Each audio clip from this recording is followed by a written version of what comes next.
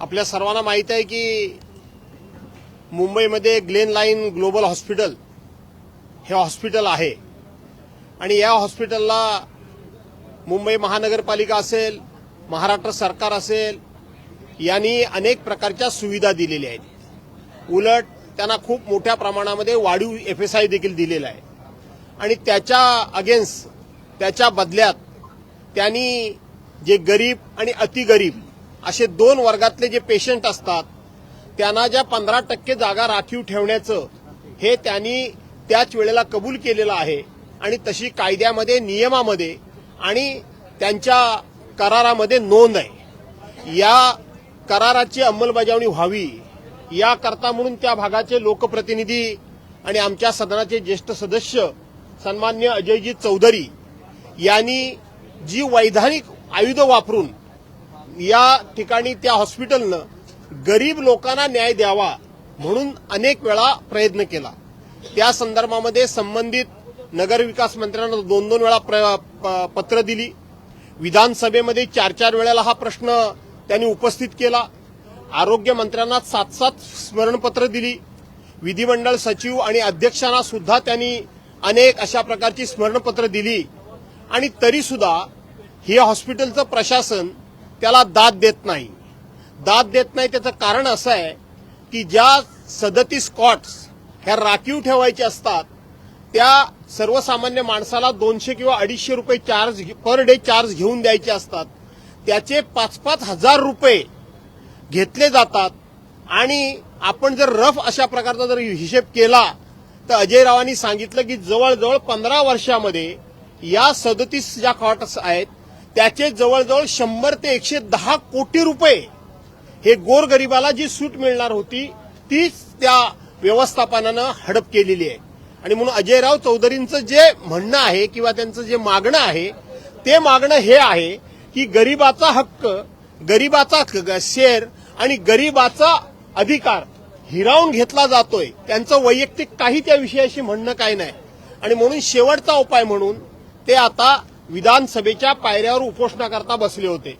आम्ही हा प्रश्न सभागृहामध्ये उपस्थित केला आणि माननीय तालिका अध्यक्ष योगेश सागरजी यांनी त्या ठिकाणी आरोग्य मंत्र्यांना सांगितलं, आम्ही हट्ट धरला, आग्रह केला की तुम्ही जा आणि अजय चौधरींची भेट घेऊन त्यांचं म्हणणं ऐकून घ्या।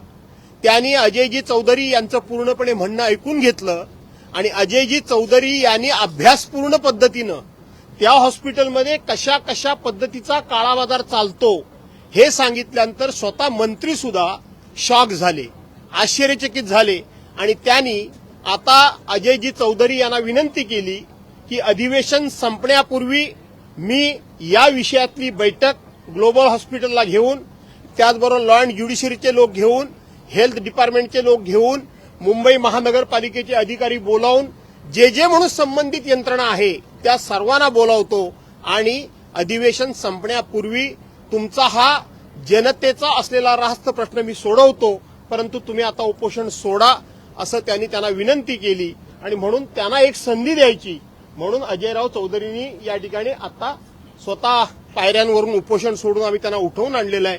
आपल्यामार्फत हा विषय समस्त नागरिकांपर्यंत जावा म्हणून या ठिकाणी आम्ही आलो। गेल्या अनेक वर्षांपासून हा प्रश्न प्रलंबित आहे। अनेक मुख्यमंत्री देखील तुमचेच होते, उद्धव ठाकरे, पालिकेत देखील महापौर तुमचाच होता, त्यावेळी हा प्रश्न का सुटला नाही, आता हा प्रश्न सुटेल?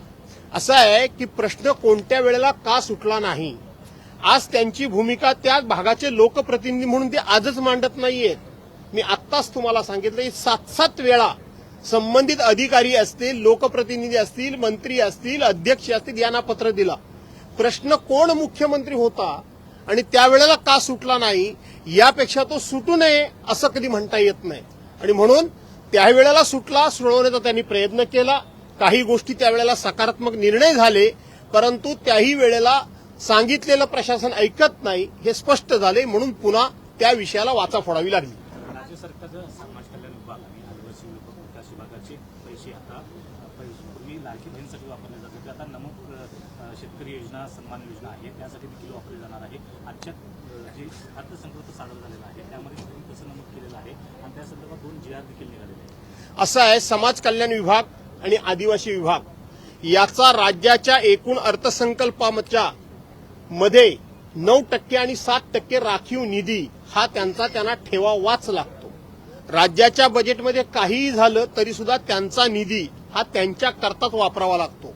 ज्या वेळेला गेल्या वर्षी पहिल्यांदा लाडक्या बहिणीकरता म्हणून आदिवासी विभागाचा आणि समाज कल्याण विभागाचा निधी हा काढून घेतला, त्याच वेळेला पहिल्यांदा मी बोललो होतो की हे सरळ चूक आहे, अन्यायकारक आहे, घटनाबाह्य आहे आणि ठरलेल्या कराराच्या विरोधात आहे. तुम्ही त्यांचा जो निधी आहे, लाडकी बहीण योजना ही 2024 साली आली आणि समाज कल्याण आणि आदिवासी विभागाचा निधी राखीव ठेवण्याचे जवळजवळ 20 वर्षापूर्वीपासूनची पद्धत आहे. त्यावेळेला लाडक्या बहिणी म्हणजे समाज कल्याण विभागाच्या लाडक्या वेगळ्या बहिणी आणि संपूर्ण बजेटमध्ये समाज कल्याण आणि आदिवासी महिलांना स्थानच द्यायचं नाही, जणू समाजामधल्या त्या वेगळाच घटक आहे.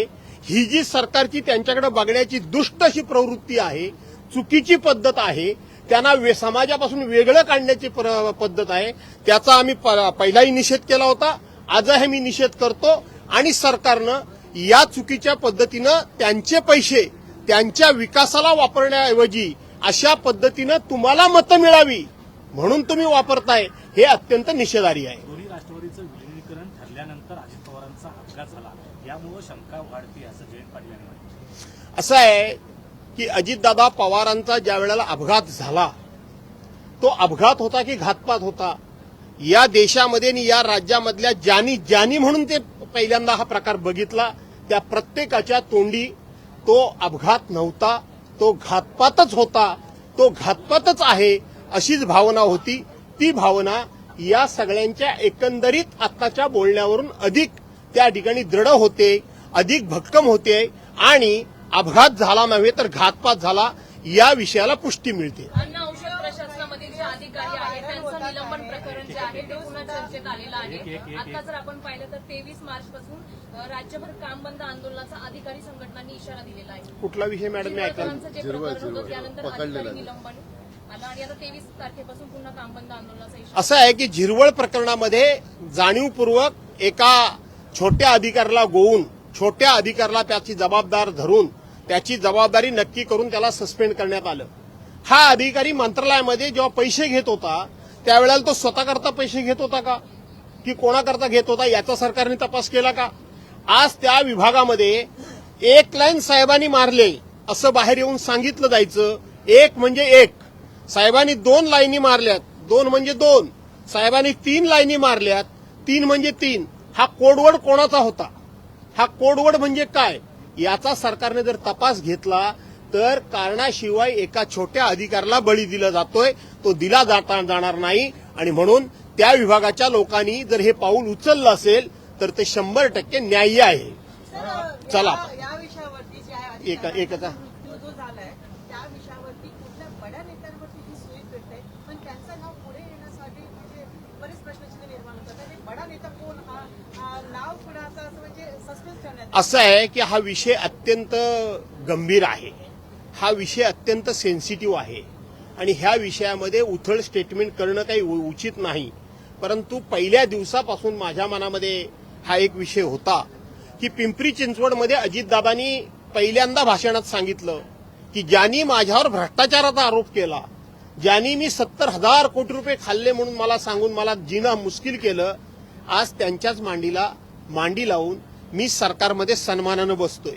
त्यानंतर सरकारी पक्षातल्या मंत्र्यांची स्टेटमेंट तुम्ही नजरेसमोर आणा. एका मंत्र्याने दिलेले अप्रत्यक्षपणे दम की तुमची अजून फाईल निकालात निघालेली नाही, तुमची अजून केस कोर्टामध्ये आहे, तोंडाला लगाम लावा वगैरे वगैरे वगैरे कोण कोण बोललं ते बघा. त्याच्यानंतर 15 जानेवारीला अजितदादांनी पुन्हा सांगितलं की माझ्याकडे भारतीय जनता पार्टीच्या फार मोठ्या भ्रष्टाचाराची फाईल आहे आणि आता ती फाईल माझ्याकडे आहे. हे अजितदादांचं स्टेटमेंट. त्यानंतर आता बाहेर पडलं की अजितदादाचा राष्ट्रवादी आणि पवार साहेबांचे राष्ट्रवादी ही एकत्र येत आहेत. ह्या सगळ्या घडामोडीच्या पार्श्वभूमीवर अजितदादांचा 28 जानेवारीला अपघात व्हावा हे अत्यंत योगायोग आहे की हे षडयंत्र आहे हे मी सांगू शकत नाही, तर तपास यंत्रणांनी त्याच्याबद्दल खुलासा करण्याची गरज आहे. पण आज तागायत महाराष्ट्र सरकारच्या वतीनं किंवा केंद्र सरकारच्या वतीनं आपल्या घटक पक्षाचा प्रमुख नेता हा ज्या पद्धतीनं गेला, या संदर्भामध्ये ना सरकारनं निवेदन केल्याचं मी ऐकलं, ना केंद्र सरकारनं निवेदन केल्याचं ऐकलं. त्यामुळे दाल में कुछ तो काला है.